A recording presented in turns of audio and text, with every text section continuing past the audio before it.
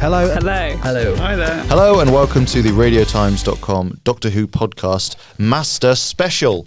Yes, this week we're talking all things Master, the Master, aka the Doctor's greatest foe. Sorry, Daleks and Cybermen and Davros.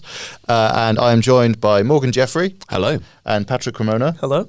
To talk about some dark deeds and terrible schemes. So this week we're doing something a little bit different. We're not doing our usual episode review. That will be here a little bit later than usual. But instead we're here a little bit earlier than usual for a special episode about the Master, the second most famous Time Lord that we've heard about. So a little bit of background. The Master was invented for the series in 1971 when John Pertwee was the Doctor, played by Roger Delgado. And since then he's been played by half dozen or so other actors, depending on how you count it. And today he's played by Sacha Dhawan up against Jodie Whittaker's 13th Doctor. Guys, this is a character that's sort of recurred for ages. A lot of Doctor Who monsters and villains recur for ages. The Daleks have been around since the 60s, so for Cybermen, Zygons, just going to mention the Zygons.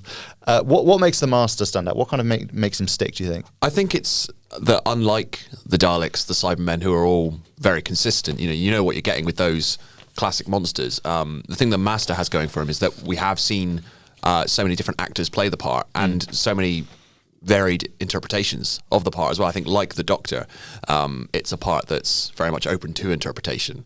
As long as you keep the essential heroic qualities of the Doctor, you can kind of do a little bit of anything you want with that part. And similarly, I think with the Master, so long as he's in some way a not very nice person, you can kind of have fun with it and play up or play down certain aspects of that personality. Yeah, I would add also that more than any other monster or kind of villain, they're kind of on the same level as the Doctor, the Master. They've got all that shared history, and that kind of adds a little bit of extra intrigue into every kind of interaction that they have. Yeah. Also, they're a schemer, aren't they? The Master's a schemer and an individual with plans and stuff. Like, it's quite fun to see the Doctor face off against a person. Right, Yeah. well, exactly. Because with the Daleks, you can't, the famous thing is you can't have a conversation with a Dalek, really. They're very one note, which is why they created Davros, so that, the Doctor, there was sort of a face and a voice to the Daleks, someone the Doctor could have a confrontation with, a conversation with. And similarly, that's why I think fans have taken to Ashad, the lone Cyberman, this series,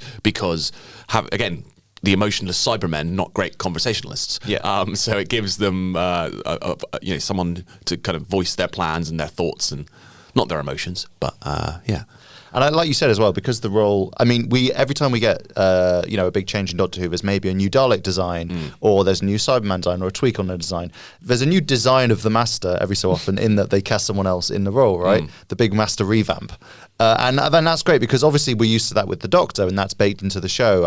As of quite a few decades ago, they reinvents with this. And the nice thing about the Master, I think, is that sometimes you can have that continuity by having an older Master, encounter a new Doctor, and then you're kind of getting that whole people learning about this new character thing. And also then you can have a new Master for a new Doctor, which is always a great thing. Like, there's a thing people say, which is that the Master always kind of reflects the Doctor in one way or another, like especially in the modern series. So you have John Simm's Master, who's sort of quite high energy and relatively young, like David Tennant. Evil David Tennant, right? Evil David Tennant, yeah.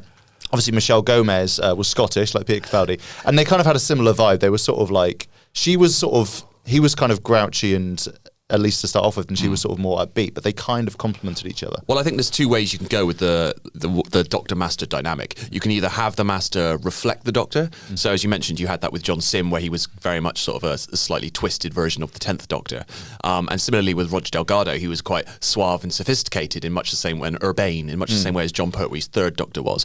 Or you can go the flip, where the Doctor is, also the Master is the opposite of the Doctor, and kind of play up the opposites. Yeah. Where do we think Sacha Dhawan's Master and Jodie Whittaker's Doctor kind of fits into that? Well, they're both northern. Yeah. I think they're more going down the mirror image route in that they're both northern. They're both quite high energy, charismatic, a little bit zany, but with a darker side.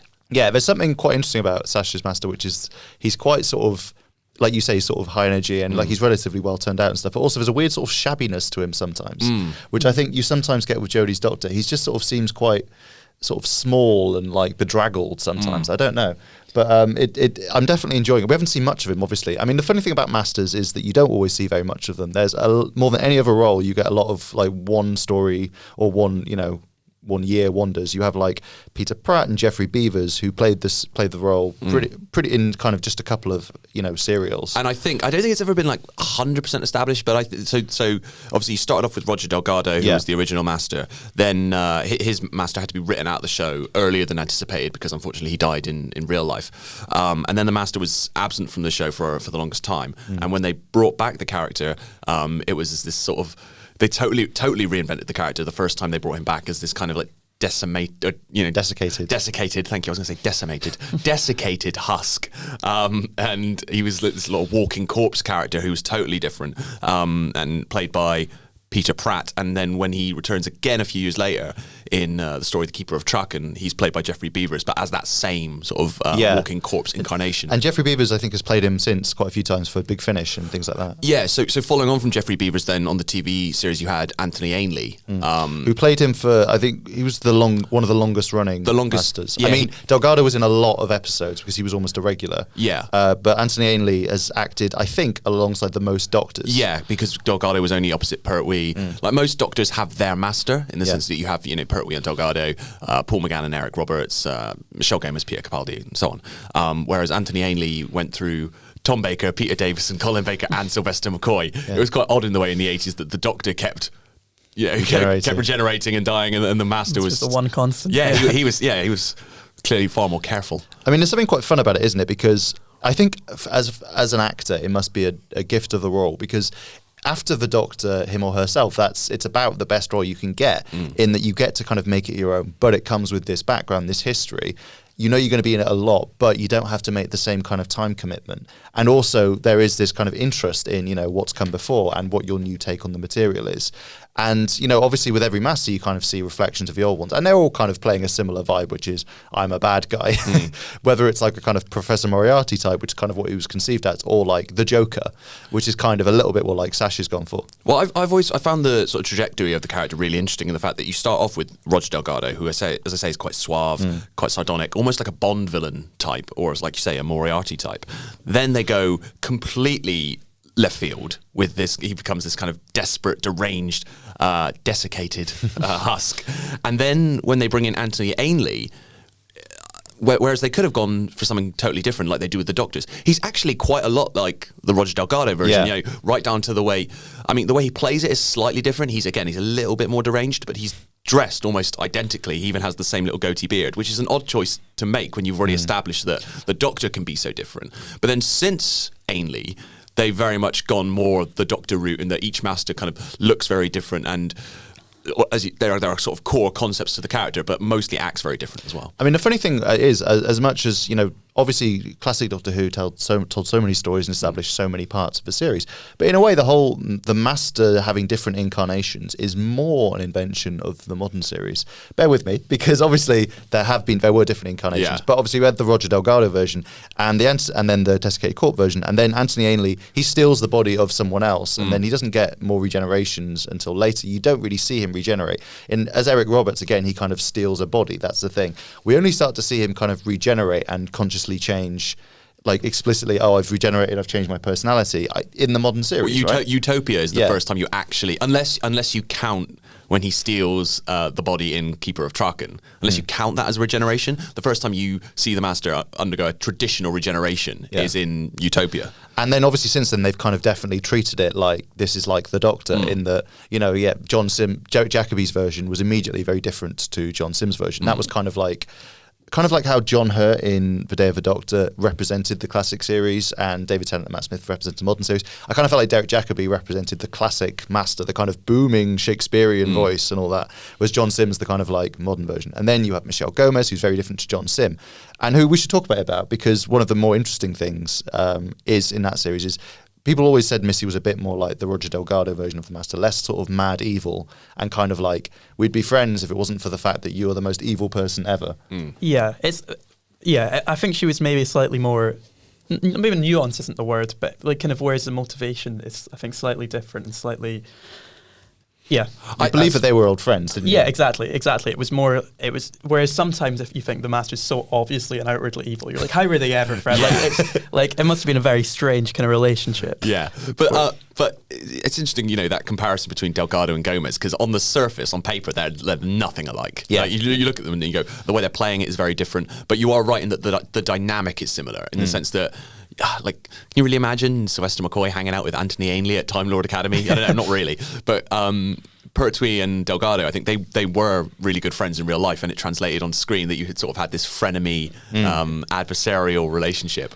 And similarly, I think Peter Capaldi and Michelle Gomez, as you say, you can believe there's a long-standing relationship there. Yeah, and the thing, with that era, you sort of, especially compared to John Simm and David Tennant and Sacha Dhawan and Jodie Whittaker now, you feel like a lot of Missy's schemes weren't really like, I'm going to hurt the Doctor. It was more like, I want to hang out with the Doctor, so I'm just going to kill everyone else. Yeah. Do you know what I mean? There was a lot more of that. Force him to come and kind of save the day so that I can just... Like she gets him an army in Dark Water because she kind of wants to just mess with him and see what happens. And she sort of she kills his friends or tries to get them in trouble. But it's quite interesting. And then obviously they had that whole redemption arc, which was quite controversial at the time. Yeah, well, the whole question as well of what drives the Master is an interesting one, because it's something that the show keeps giving us different answers to. Yeah. So when it's Roger Delgado, he's just like, although it's a fantastic charismatic performance, it's kind of a stock character in the sense that he just wants power. I want to take over the world or take over the universe. Why? Because I'm me. That's just what I do. Yeah. I want power for power's sake. And then later on, they introduce stuff like with John Simm. He's got the drumming, the endless drumming in his head, which suggests that he's just insane and does things for no particular reason. And then again, there's a suggestion that maybe the Master just likes toying with the Doctor, and so he's doing things specifically to get the Doctor's attention, which isn't always how it played out. It wouldn't always make sense. No, because you could sort of say, "Oh, he's always been like that," and you're like, "But what about that time? Yeah. Does that work?" But I do remember Russell T Davies at the time saying one of the reasons he put in that idea of the drumming and that the John Simm Master was just utterly bonkers was because if you look at particularly like the Anthony Ainley Master and a lot of his plots in the 1980s, it didn't make any sense. It was like, retroactively going back. Exactly, it's a retcon. Why was he doing that crazy thing? Why was he trying to avert the writing of the signing of the Magna Carta? Like he's this like intergalactic supervillain, and he's doing that for some reason. And it's like, wow, he's just crazy. It's the drumming, this is just the drumming. Yeah. We can't overestimate as well the Master's role and a very crucial part of Doctor Who, which is shock twists. Because we were talking to Stephen Moffat recently at the Radio Times Covers Party about, how in the New Year's Day episode of the current series, Sacha Dhawan is unveiled as the Master. It's a big secret. And he said, it's funny how often the twist is just, oh no, it's the Master. Yeah. Because obviously in the modern series you have that in Utopia and you have that in Dark Water. And I think it's in the classic series as well. I can't remember which one, but when it turns out that Anthony Ainley was the Neil Tone one. Oh, yeah, possibly. Was that Time Flight? Maybe Time Flight? Sorry, please write in. They did it a lot in the 80s, sort of constantly, as they did recently with Barak Stemis. Barak Stemis, yeah, where was it Fakut? There was a character name for the finale. It was called like Fakut, which a lot of people noticed was like Fake Out, and he was played by an actor called Barak Stemis, which a lot of people also noticed was an anagram of Master is back, which is clearly a throwback to the Radio Times crediting Anthony Ainley under a pseudonym a lot of times in the 80s to hide the fact that he was playing the Master. Again, like all these stories in the 80s where the Master would be under prosthetics for no clear reason. Like the Doctor hadn't even shown up yet, but he was just sort of milling about in disguise. And then the Doctor would show up, and he would just unmask himself and go, "It was me all along." Like, what were you doing? What was your plan here? Well, it's a bit like drumming. It's a bit like John Simm deciding to work in a hospital for like 2 decades. Yeah, and like wear extremely like cumbersome prosthetics, so that in case Bill recognised him for when he was the Prime Minister like 10 years before. Yeah, I do again think that was quite a fun throwback. It was, and an intentional throwback to the 80s. That would have been a bigger twist. That they'd unfortunately spoiled that reveal, but that would have been another "It's the Master" twist. Yeah, and that twist never stops being fun and exciting. I think, like although it is repeated a lot every time they go, "I'm the Master," it's always exciting. Yeah, I think this time it was almost especially exciting because of the way we last saw the Master and we last saw Missy. It kind of did. It seemed not only obviously the Master has kind of seemingly died many times before, but this time it wasn't only that she seemed to die; she had kind of redeemed herself as well before that, and so kind of to see the Master back and straight away back to square one again, I think was particularly surprising and particularly shocking. And controversial. Yeah, it's interesting because a lot of people have said that this new Master being evil again kind of unwrites all of Series 10 when, Peter Capaldi's Doctor was teaching Missy to be better. And it's kind of interesting because it's one of those weird things where I can see why people would like it to be explained, but also I can see why the show never would. Because I feel like if you want to find an explanation, there is one. You could say Missy somehow survives and it realizes the Doctor never came to look for her, never noticed she was gone, which is true. He never does in that episode. And then that twists her mind. Or just she regenerates into a version that is more vicious. And the lie of the timeless child, the consequences of discovering that may be what sent Missy / the Master back over the edge. Yeah, and I think it's unlikely we're going to see this regeneration take place. That said, if Doctor Who leaves a regeneration off screen, it does often then come to play a big part later on, whether they intend to or not. Yeah. Obviously, 8th Doctor, the 9th Doctor, we have this new the War Doctor introduced. Between John Simm's Master and Michelle Gomez's Missy, we never saw that regeneration, which meant they were able to bring John Simm back in a big surprise in 2017. And it was very, very sort of heavily implied in The Doctor Falls that John Simm's Doctor does lead directly into Michelle Gomez's Doctor. Yeah. John Simm's Master leads directly into Missy. But some fans are so aggrieved at the idea of this redemption arc being undone that they've just refused to accept that, and they're suggesting that Sacha Dhawan's Doctor will turn into Master. Yes, I don't know what's wrong with Sacha Dhawan's Master comes between Simm and Gomez. Yeah, I mean it's possible. It's probably not true. I mean, it was one of those things where it could become true. I believe it is not currently true, but if they leave things as they are, I believe that could become true. It would be kind of a fun twist because then you kind of had the best of both worlds, but then you'd still kind of know where the Master's going, so you'd be a bit stuck with it. Yeah, exactly. I feel like you need to be in the present as much as you ever can with a time travel show. If you're filling in gaps, that's somehow not as exciting as pushing the character forward. And although I understand people's frustrations with because that redemption arc I thought was very well written and actually very well played by Michelle Gomez. I think the Missy character worked especially well for me in Series 10 when you had that whole arc going on. So I understand why people might be frustrated that it feels like that's been undone.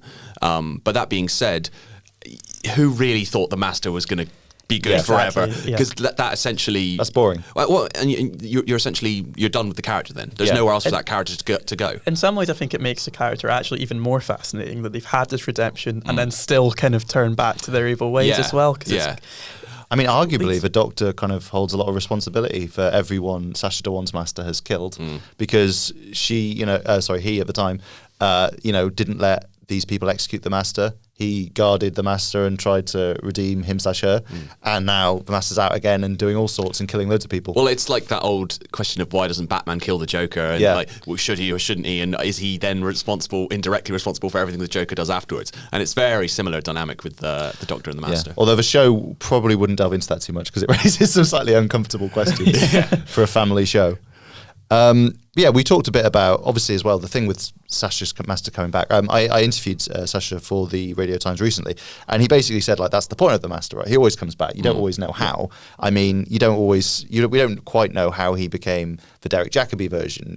We assume he got given some more regenerations. We don't quite know what happened. We don't technically know how John Simm got another TARDIS back, and then how he lost it again by the time it was Missy, and then how Sacha Dhawan got another TARDIS. You can fill these, you can kind of be like, oh, that probably happened. You don't need everything spelled out. There's a story in the 80s where Anthony Ainley's Master you see him engulfed in flame and he disappears, and then the next story he just rocks up, and there's no explanation as to how he survived that. I kind of think when and if they do give kind of really convoluted explanations, though, it just kind of gets a bit boring, doesn't it? Yeah. We like that bit of wonder and that bit of mystery, and I mean, Big Finish love it. It gives them mileage for stories, but also it's all nonsense, wonderful nonsense. But so if you try and give these, as you say, these very quite dull explanations for what is essentially ridiculous, it kind of ruins the whole facade, really, doesn't it? Just let us have a bit of fun with it. Speaking of Big Finish, we should probably note that some of the most Master storytelling in recent years has been on Big Finish.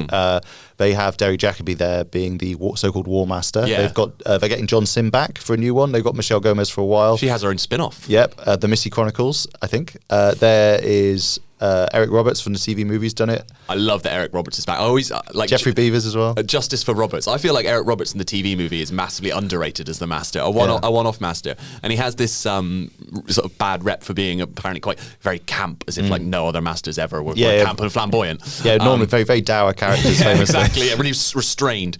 But Eric Roberts gets a lot of stick, and I think there is. Later on in that film, there's a noticeable shift when they put him in the ridiculous sort of Time Lord outfit, and it's almost like he went, right, you're going to put me in this get-up, then I'm gonna play up to it. But actually, earlier in the film, it's quite a cool and restrained performance when he's sort of got the Terminator look going on with the shades and the leather jacket. I think he's actually really good in that film. But we should maybe ask the question. In 2017, we had a multi-Master story. We had John Simm and Michelle Gomez. A lot of the Master actors have obviously kept on playing the characters with Big Finish. Sacha Dhawan said he'd love to play alongside them.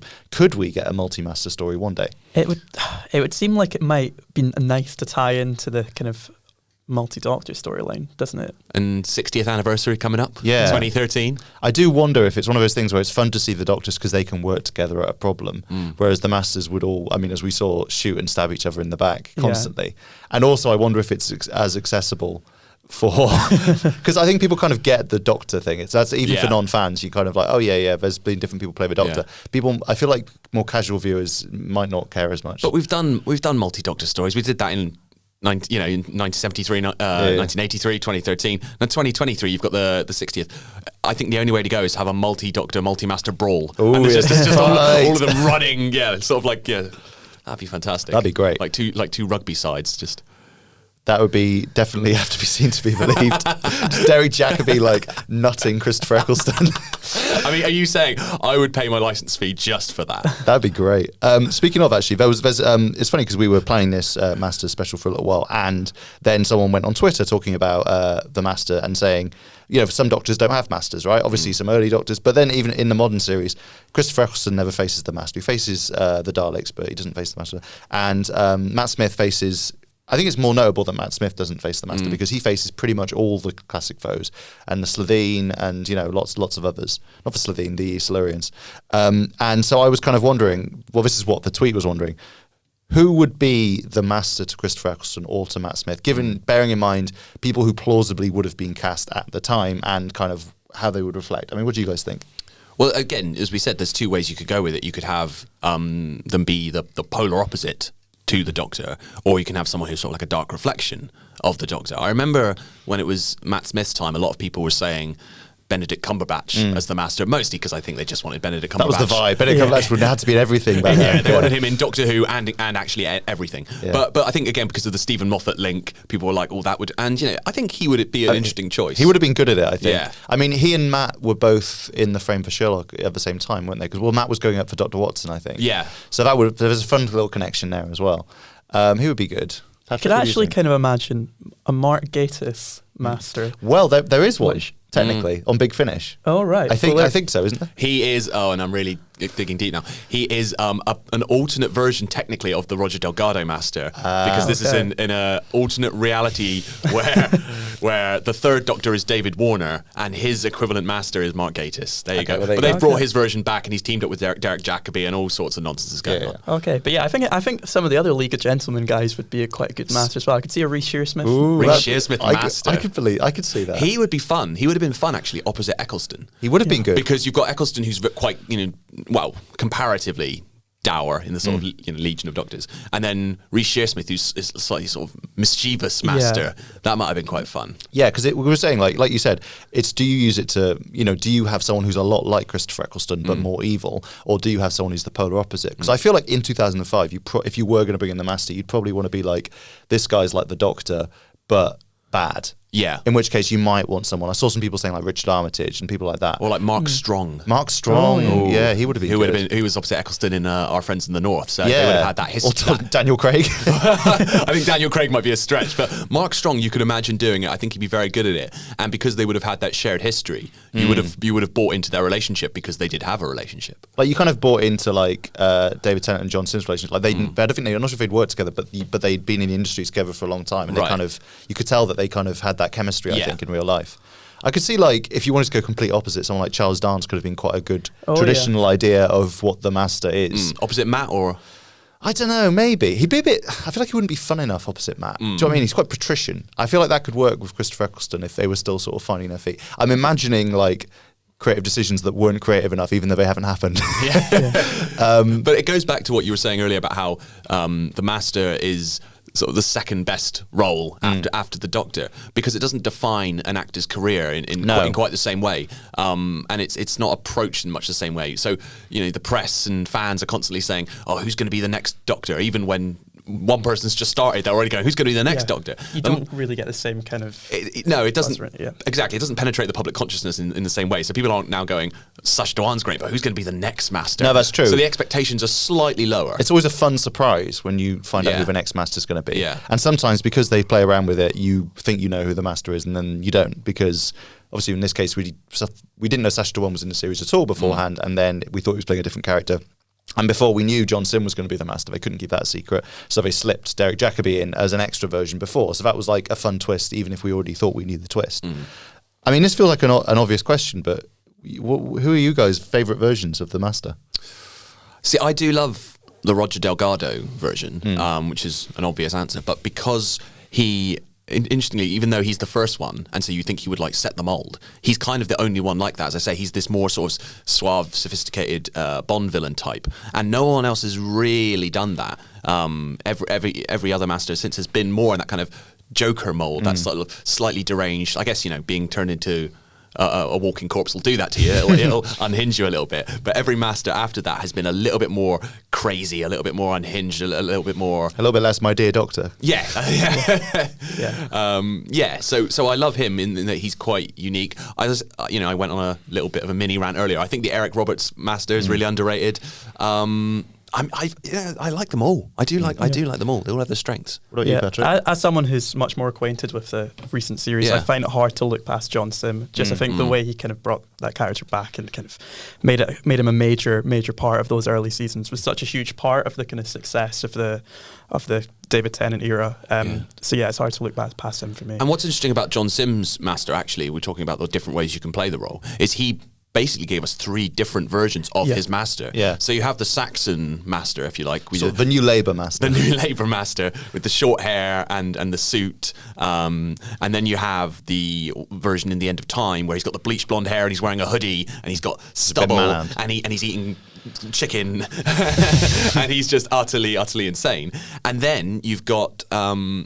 the version in World Enough and Time, Dr. Falls, where he's actually, having said what I said earlier, that's the closest you've ever come to having the Delgado Master again, because he's a little bit more controlled, a little bit more suave. He even, I think he said at the time, like, he wanted to go full classic Master and have like the goatee beard and everything. Yeah, and he has a bit of eyeliner on, which you see him apply. So you get 3 distinct, all fantastic versions of John Simm's Master. Yeah, I mean, and also it's notable that, I mean, during his run in David Tennant's thing, you think of him as a huge part of the era. He's actually only in, I think, technically 5 episodes during David Tennant's thing, 2 stories, and if you count it, including World Enough and Time, Dr. Falls, he's in 3 stories and like 7 episodes. Michelle Gomez is in 15 episodes. And then if you go back to the classic series, it gets a bit more confusing because episodes were a lot shorter and they were serials. But I mean, he actually wasn't in it as much as we think. Michelle Gomez was almost a regular in Peter Capaldi's last series. So it's a mark of, what a performance it was that he stuck around. I mean, for me, again, I'm similar to you in that I kind of rediscovered Doctor Who properly in 2005. So I know that sometimes he gets a bit of flack as being a bit over the top, but I really liked the Simm Master. Like, it worked for me. Like, I totally bought it at the time. I do feel like we should mention. I really liked what Derek Jacobi did in like 10 minutes. Like he did 10 minutes and has like established a whole incarnation. Like, I am the Master, like all that stuff. It's a proper like cheering moment when that happens. Driving me insane. All this stuff. He's so good. No, he is really, really good. He's just like menacing and like ridiculous, but great. And you say like one episode, but like you said, he only really plays the Master for like 2 minutes. Yeah, like of actual screen time. But that's an iconic Master. Yeah, it's great. And like I'm glad that there's been a second life for him on Big Finish and things. So we've kind of got to see what else he would have done with the character. And maybe he'll be back. Who knows? And obviously, we've just named every single Master. But, Michelle Gomez, I think because she was in it so recently and for so long, it's easy to overlook her. But I think, the first before there was a female Doctor, there was a female Master. Like, that was a huge thing at the time, and kind of a great kind of paving the way for what happened with Jodie. And I think that, like, she did such an interesting reinvention of a character. It would have been so difficult to follow John Simm. If Sacha had followed John Simm, it would have been like, what he's doing. It wouldn't have worked. He could have been doing the same thing. Because she flipped it in a really different way, I think that's part of the reason that people have been so excited to see this new version again. And, you know, hopefully we'll see loads more of Sacha. We haven't seen the finale, as we say, at time of recording. But so we don't know what's going to happen to the Master. But as we've said before, the Master always comes back one way or another, by hook or by crook. And Sacha said in an interview with us recently that, you know, he's keen to keep doing it for as long as people will have him. So, and apparently we may not have, you know, we may not want to see him back after some of the stuff he gets up to. That's what he said himself. He said it was a surprising part of his personality or something. Which is very intriguing. I feel like he's going to do something really bad. And really bad. But then I think people will forgive him, because people always, the fans anyway, always forgive the Master, even if the Doctor doesn't. We want him to be bad. We do. Well, I think that's pretty much everything we've got time for today. But if you've enjoyed listening to our Master special, please do come back and listen to our series finale review, and we'll be doing a Series 13 preview down the line. Also, we've got loads of content about the Master, Sacha Dhawan version or otherwise on radiotimes.com, and lots of Doctor Who content in general. So, you know, please do go and check that out. For now, it's goodbye from me. Goodbye from me. And goodbye from me. And again, goodbye from me. Goodbye.